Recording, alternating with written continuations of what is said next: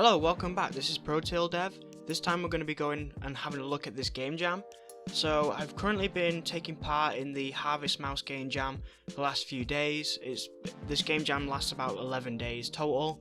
I'm now 7 days in, and so I figured I'd do some videos on it. I've managed to get some time to record, and I've not had a whole lot of time this week to do a game jam. So I'm only doing this. I'm only spending on average about 3 to 4 hours usually. That's because, like I said, not as much time this week, and I figured this game jam was perfect for that because it's much longer. It lasts over a week. It's themed around spring, as you can see, and so I figured I'd give it a go. Of course, you're completely welcome to check this game out when I finally submit it, and of course check everyone else's out for the spring game jam. First thing I want to go over is the plans that I had initially when I started this game jam. The first plan was to be a bird. So again, this is around spring, and so some of the game ideas I came up with was you would fly around as a bird. There'd be one ginormous tree in the center of the map. You'd play as a bird, and you would essentially try and protect it from any kind of creatures. The second idea I had was similar. You'd be as a bird, but you would have to dodge. You would have to go around the tree all the way from the bottom to the top, go all the way around. It's a race, and you would have to get any kind of bugs and anything that could damage the tree on the way up. That would give you points, and the faster you could do it, the more points you'd get.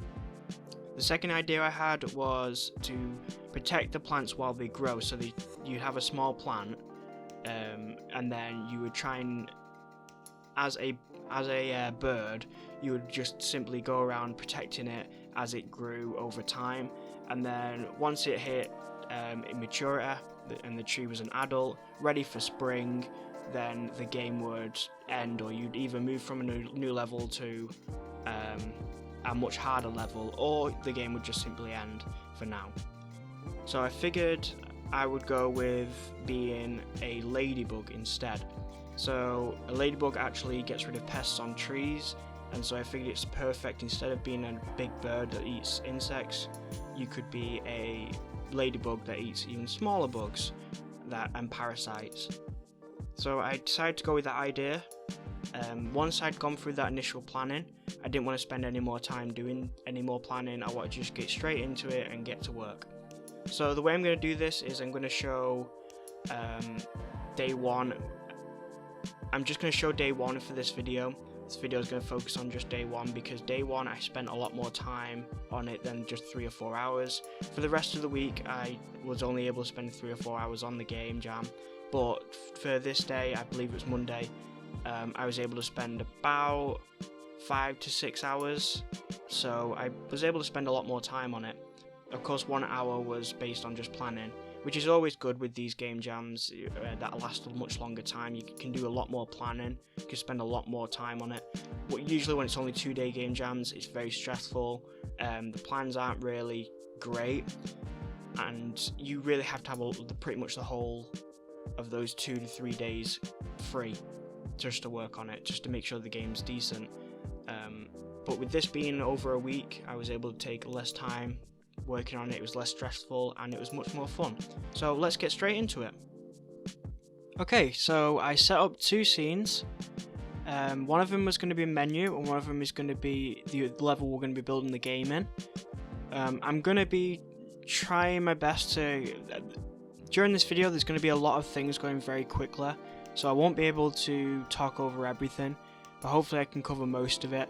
There is a lot of code that's been cut out as well, just so that the video isn't too long. So as you can see, we create a quick world game object so we can store everything in there. A plane, which is just going to be a basic surface for us to be able to interact with, and then we're going to create a game object which is just going to be a cube called tree.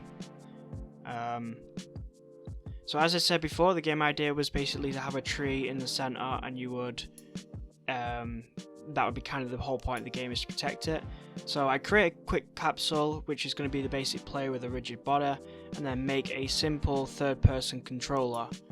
So yeah, we got our character, and then I create the script. and once it's loaded, we'll start getting into it. There we go. So some basic information and basic flow, like things of speed and stuff. I've done videos on this before, so I won't go into too much detail about any of this stuff, because most of it is something I've covered in the past. So yeah, I create a target and the player. This will hold the camera's information. So the camera will focus on the target and will move the target around in order to rotate the camera. I'm going for a third-person controller instead. Usually I decided to do a 3D environment instead of a 2D environment because I hadn't done one in so long, and so I figured it was about time I do a third-person 3D environment game.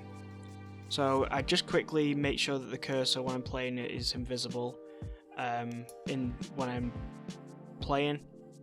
I had a quick test out and it all works. After that, what I do is I add in some basic movement script for the player so that they can get the player's input using different keys and make sure that they're the right direction, which they are. Make sure that I can move the player. I quick test to make sure I can move, which I can, and then I add in two other. I add in a way that for the player to be able to go up and down, because again we're going to be a ladybug or a bird, something that can fly, and so we need a way for the player to go up and down, which works when you press Q and E. You can ascend and descend, and then I get rid of the else because we want to be able to do it while we're moving around. So that's working. So the quick movement has been added. Then what I do is I add a canvas for a hunger bar, because I want the player to have a hunger bar. And then what I do is I create a script for the functionality. So again, it's very similar to how I've done hunger in the past.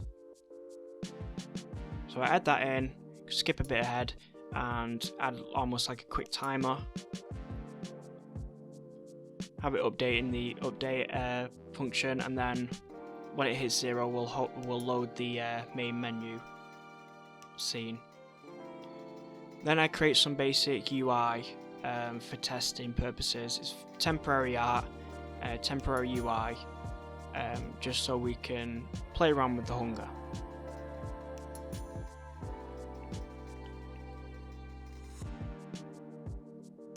So yeah, the idea is that the player will be able to get food from the bugs from the tree as it's growing, and as you eat the bugs, it'll stop the tree from losing health. So here we go, it's updating. I'm just testing it quickly. It's all working. So that's the hunger done. Takes a little bit of time, but it slowly goes down. So that's the very basic of the hunger. I make sure to add the level to the build settings for the main menu in level, and that's working. And then I move on to adding the tree. So I add a very basic game object and call it tree. This is where some of the scripts for the trees is going to work. And then what I do then is add the basic health UI of the tree. So just like the hunger, it's going to work very similar for it's going to be very similar. Got there in the end.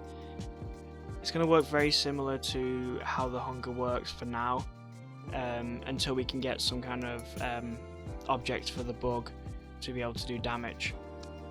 So there we go. I create a quick script for the health, and then I assign it to the tree.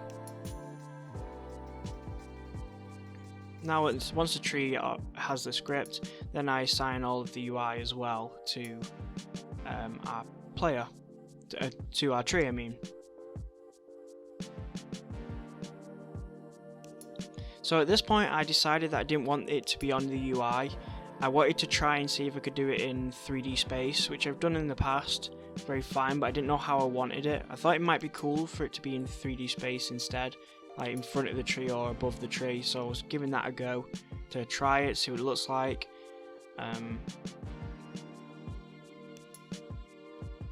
There you go, you can see that I'm just testing it to make sure it works, and when it hits 0 it loads, which it does. And then what I wanted to do was basically quickly add a terrain, which I do get rid of temporarily. But I had a little bit of a terrain plane, instead of a normal plane. I had a game manager like I always do with games, and then I have a new script which is Tree Manager, and this is going to manage the growth of the Tree Manager does change quite a lot during my build, during the development, but right now I decided to use it for the growth at different periods of the tree, which I do decide, there we go, quick skip, I do decide to have it in the tree's health specifically later on, and the Tree Manager becomes the manager for a different type of tree.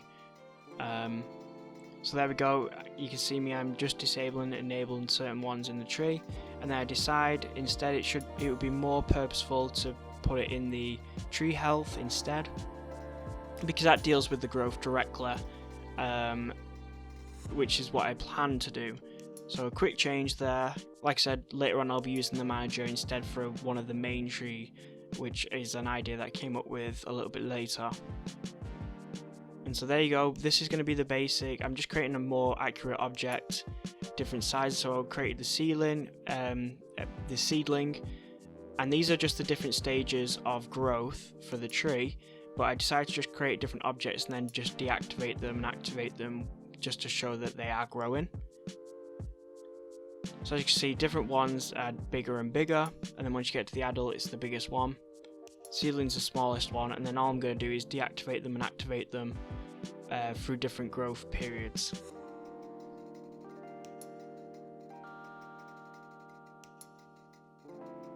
And I just rename them, give them a more accurate name. Make sure that they're all off when we start, and then quickly assign them.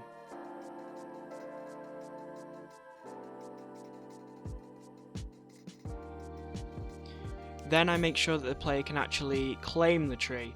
So what I wanted was the player, when they get near to the tree, it will be currently invisible. Once they get into the area where they can actually see the tree, they can claim it. And when they claim it, it'll allow you to, it'll start the growth process. So what I'm doing here is setting the different tree, getting a way for me to detect what stage the tree's at, and this will determine when they're active. And at any time in the code, it'll determine when other ones are deactive as well. So that's what I'm doing here. I'm activating different ones, so depending on the stage. And for every time that we enter a new stage, another one will get activated, another one will get deactivated. Very straightforward, very simple. I also need a countdown now instead of just for the health. I need the progress. So pretty much the same thing. It'll start off with a certain amount of progress, and then if it hits 0, it'll enter into a new stage. So for every time the progress hits 0, it'll add a tree stage until it gets to 5, and once it gets to 5, the tree stage will be set to 0. I do decide to change that later, so that the tree doesn't just randomly disappear. Then what I do is I have the Tree Manager, and I add some more trees in here.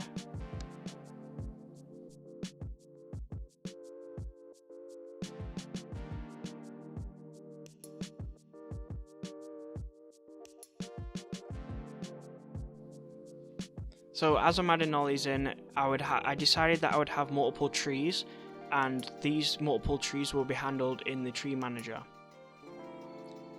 So for every time a tree grows and it hits its final stage, which is the 5th stage, I wanted it so that it would add to the tree ready for summer.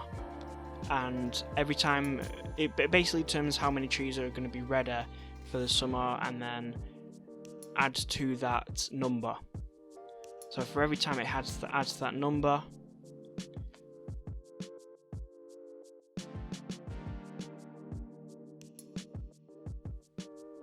I'm just trying to get the information from a previous game object script.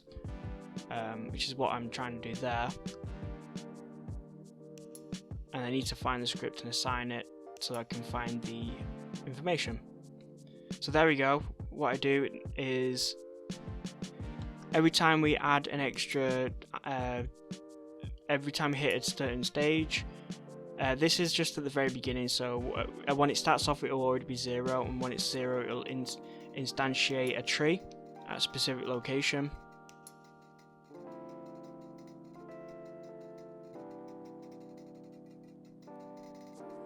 I'm trying my best to explain it as much as I can. Obviously there's just so much. Hopefully it's not too terrible. So I'm getting the different transformations. Okay, so what I then do is I create an empty game object, which is going to be a trigger, and every time you go into this trigger, it'll allow you to claim the tree. This means that you have to be in a certain location in order to actually be able to claim certain trees, and it just makes it so that you can also determine where the tree is as well. So I just wanted to create a bit of some text that allows you to know when you can claim the tree. And then as you can see here, what I'm doing is I need to add a basic bool and a basic text even, which is just going to be the UI, and I'm just going to turn it off and on when they're inside the trigger or not.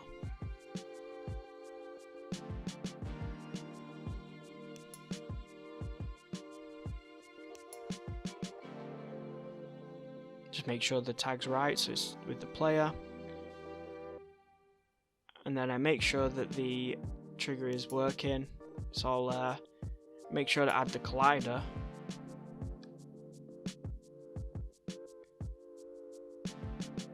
And then again, what we're going to do here is that if the tree is actually true, then what we're going to do is, there's a lot of playing around at this point where I go and mess around with what can be activated, whether it needs to be activated in this specific trigger, and then I add a can claim as well, bool, just add more conditions to whether something is being claimed out or even can be claimed yet.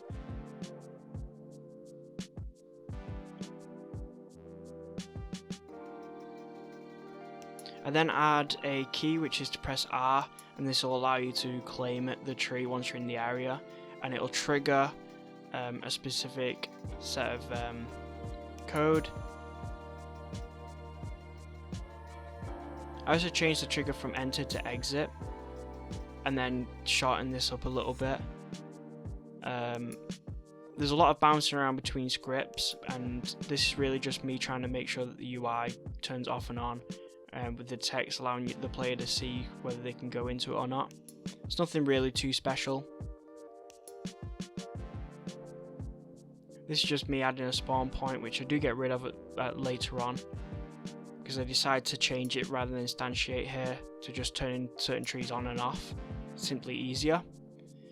So yeah, I had a bool there, which allows it's just so that I can make it only the code only happen once, as opposed to it constantly happening in the update.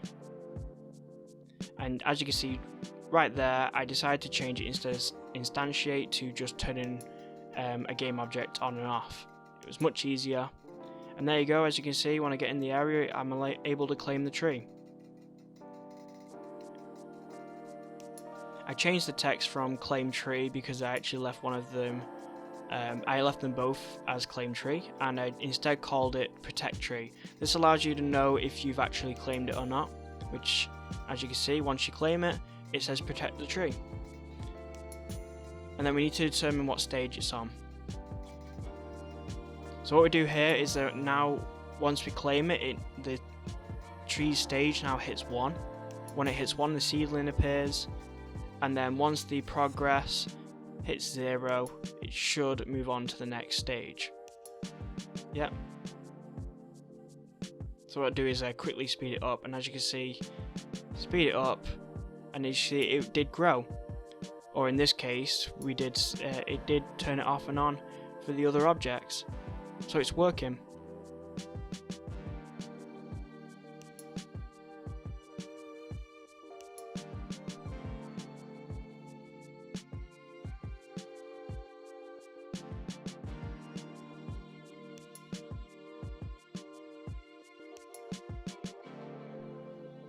adding through a few other targets because I want to have multiple trees, as I said, which the player will have to claim and grow.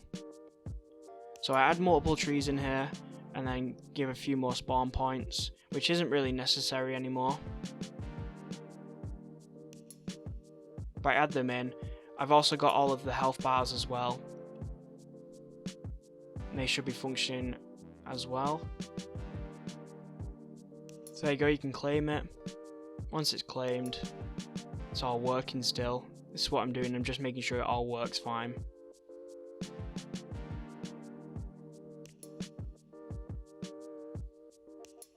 So there, what I've done is every time you go to a different, every time a tree hits the last stage, which is stage 5, it'll add to that tree summer, ready for summer, and then that'll activate another tree because it'll enter another stage, another tree that's ready. So every time a new tree is ready, it'll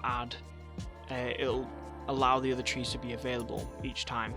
So here I am just spacing them out a little bit. I decide to just put them next to each other, and then I decide to change the UI of the health to be a bit smaller. It's already quite big, and then I think I move it forward as well.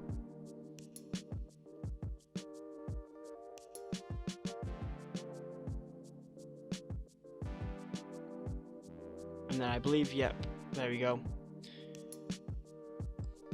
So I've sped up the time, and then once it is the final stage you can claim, but at the moment it does turn the previous tree back to its seedling as if it's been claimed. So what I've got to do is add another code, which is can do once, another bool, so that the code only triggers once. It only goes to stage 1 once on this specific tree.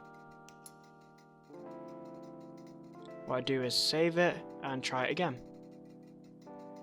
And once it hits 5, a new tree becomes available, and there you go. The other trees kept the same, and the next seedling carries on. Do the same thing for the third one and the fourth one.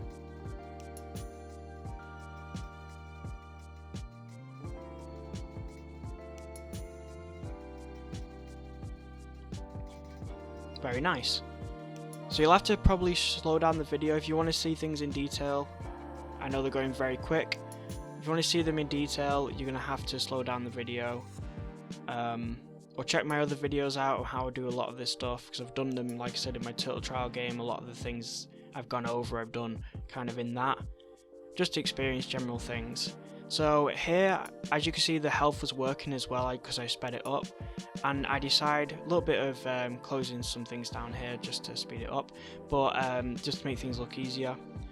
And what I want to do here is I want to add damage, so I start adding the bugs that are going to do damage to the tree that the player will be able to eat.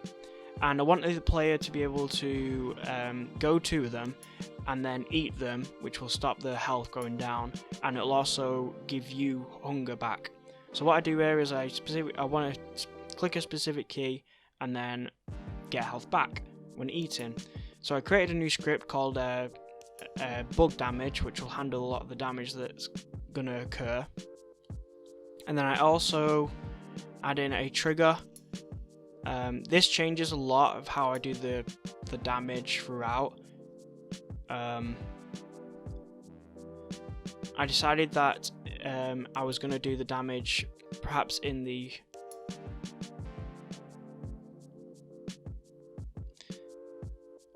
what I do is I want to be able to get the player's movement as well, so I want to set the movement of the player to 0 whenever they're going into this eating animation.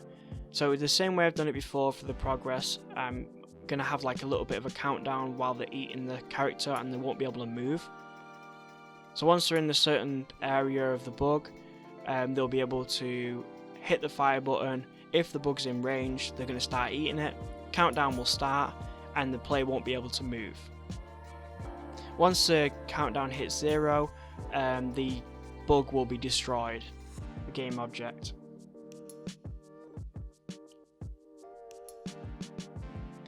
So what I also do here is I've gotten the tree's health, a reference to that script and its information, and then what I'm doing here is getting rid of the health by 1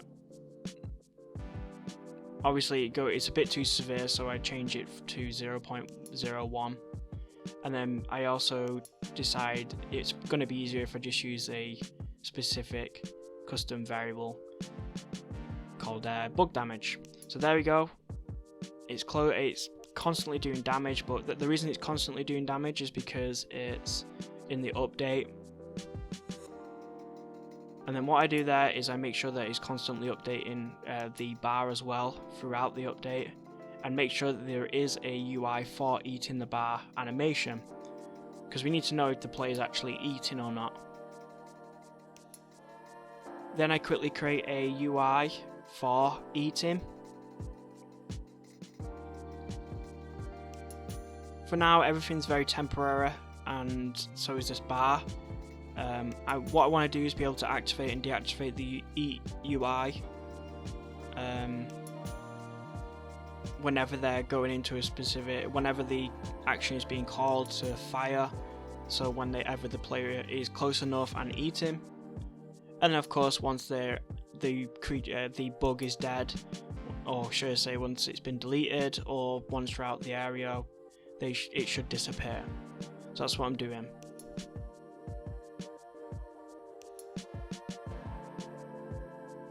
What I also do is I want to make sure that I know when begin eating is called. So I had a build for begin eating, which will only be called when when the player is given a certain input and if the bug's in range. I press play to see if it's working, go to the bug, and then there we go, we can eat. Once we eat, it disappears.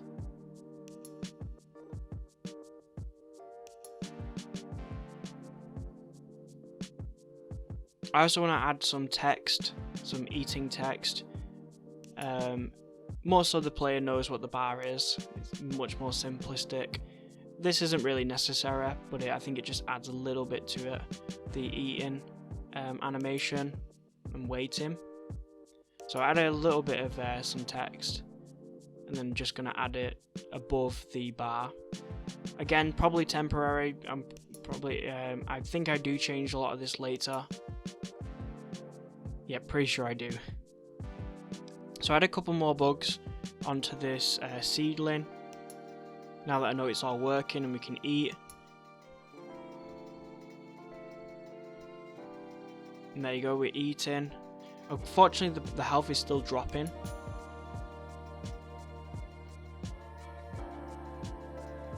So what I'm doing here is I'm adding the eat into, and I'm trying to get where the player's progress is. The reason for this is because during the eating animation, if you remember, the bugs are actually stuck to the specific tree. And what I do is once I hit a specific progress of the tree, it hits another stage, and then the tree gets deactivated, and then the bug gets deactivated with it. That means that the player is then stuck in the animation. So what I'm doing here is make sure that the player isn't stuck in the animation by checking if the progress is 0 or not, and then if we actually already started eating.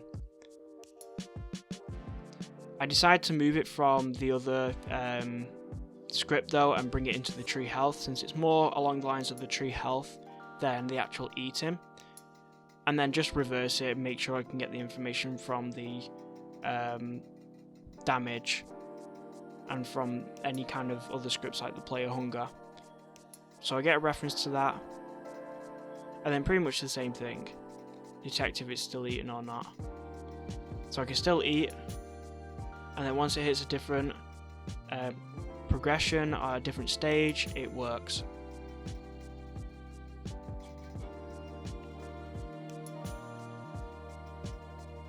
What I also want to do is I want to add to the health left. So every time I eat, the health will be added. Of course, I change this later so that when the bugs are there, they're doing damage as opposed to the health always taking damage.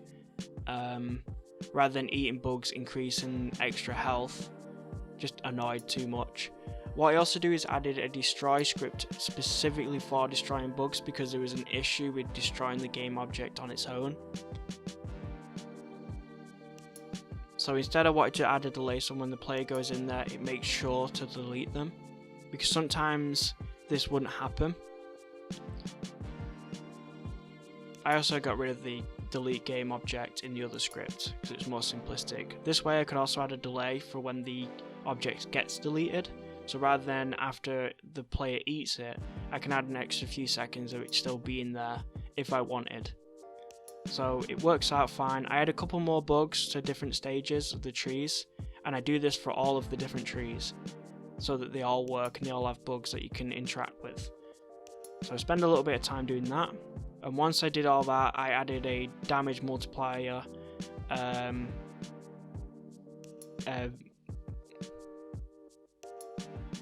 think it's just a float.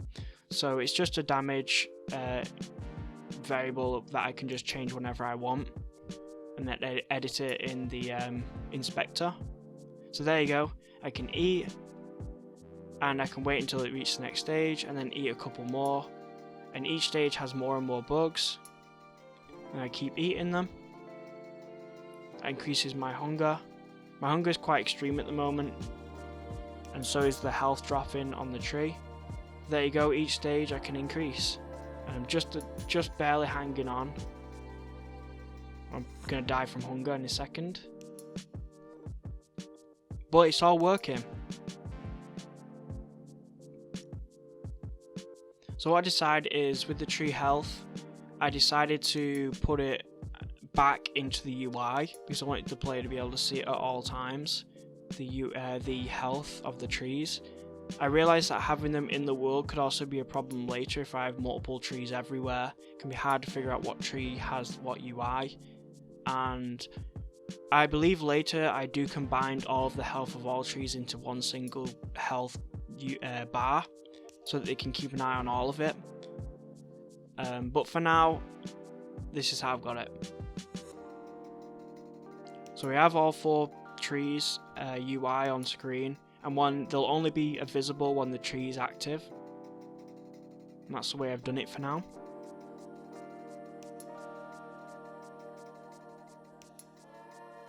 It looks quite messy at the moment, but again, this is just for testing. So there we go, it's active currently. And it was working. Then what I do is I add a little bit of a terrain. Just using the terrain tool. Add very, very basic hills around the environment. Got the trees in the middle, the 4 trees, dotted them around a little bit, and I'm adding a very basic environment.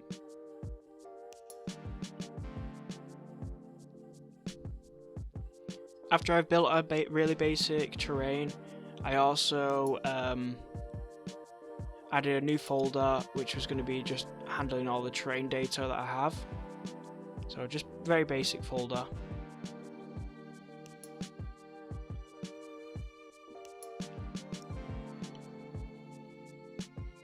And then what I did was I needed some basic temporary assets for just the environment before I can go into Blender and make my own. For this game jam, you're meant to create everything yourself, and I'm going to stay true to that. I'm going to make everything. In fact, I already have made quite a lot of stuff already in Blender, and you'll see that in future videos of this game jam. But for just temporary measures, I added in a basic environment assets that just come part of the Unity standard assets. I only wanted the environment just to add while I'm testing. Very soon though, I will be. I think I move on to Blender to create the low polygon objects and trees and things. So you'll be seeing that soon. But yeah, I bring this in just as a temporary thing. I plan on getting rid of any of the environment assets that I bring in with the standard assets pack, because I wanted everything to be built by me. This game jam is more fun related. It's not ranked in anything like that. So I think they wouldn't really care too much if some things are not made by you. Like for example, music and sound is quite difficult when you're trying to do everything. but I'm going to try my best to stay true to having everything done by me. So as you can see, part of the standards pack, I got a few textures, so I've added those into the terrain. And if you see my other videos on my channel where I've gone and made some terrains in Unreal, you can tell I really enjoy making terrains, but I don't usually get a lot of time to do it, to make a really nice terrain. So there we go, I've created them, and I do make them a bit smaller, because the terrain's quite large, and they're already quite big, and then add the free asset for water into the scene.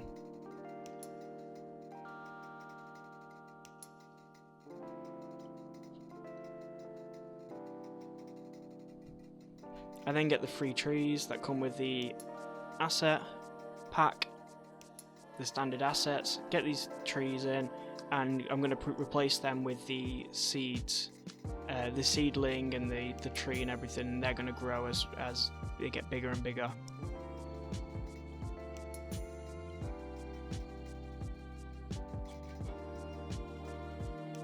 So I'm just playing around with the sizes at the moment, just trying to make it, and then I start putting the bugs on the trees and then give it a quick test. Obviously I couldn't find where the tree was here, so I added a cylinder that's going to be at the base of the tree. And there we go, we can get it, we can claim it.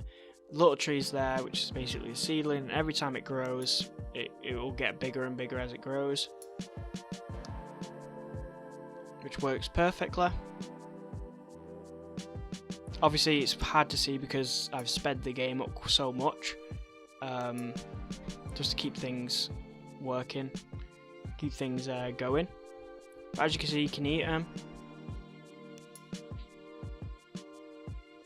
and you can keep going. You can see the health of the tree on the left. You can see there's hunger filling up, and the tree gets bigger and bigger as we eat, and that's all working. Then I decided to add a bit more trees to the environment. Wasn't too happy with how the environment was. I feel like I wanted a unique, more interesting style. Added some grass in as well. So I decided after this session that I would, for the second day, I think I would look at more low poly related stuff. But as you can see, this is the game running at normal speed. I can claim the tree. This is what its normal speed looks like. I think it's a little bit sped up, but by a minor amount.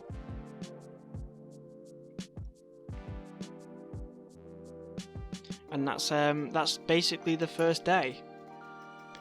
So I managed to do quite a lot and got a bunch of things going on. Obviously I'm a few days ahead, like I said, so I've already done a lot more, so there's much more going to be going on through these videos. Hopefully the next video will be a bit shorter. I'm hoping to shorten it down. As I said, it's going to be 3 to 4 hours I work on it after day one, so the footage is already going to be much smaller. But yeah, I hope you all enjoyed. Hopefully I wasn't too non-descriptive about a lot of the things that were happening in this video. Like I said, you'd have to slow it down and look at it more carefully, and hopefully I explained things as much as I could. Like I said, I'm not great at explaining things in great detail on the fly like this, but hopefully you enjoyed it. So yeah, next video will be day 2, and we'll probably, I can't remember, but I think I do start going into Blender and creating some low poly trees and some basic plants and things, so look forward to that. Anyway, this is ProTailDev. I'll see you next time.